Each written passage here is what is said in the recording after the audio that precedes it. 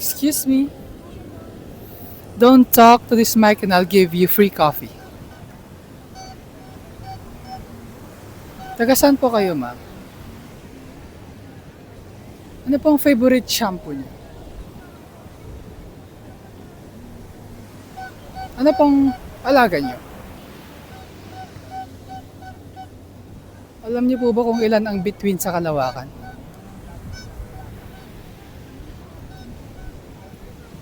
Kung anong ilang perlas ang nasa karagatan?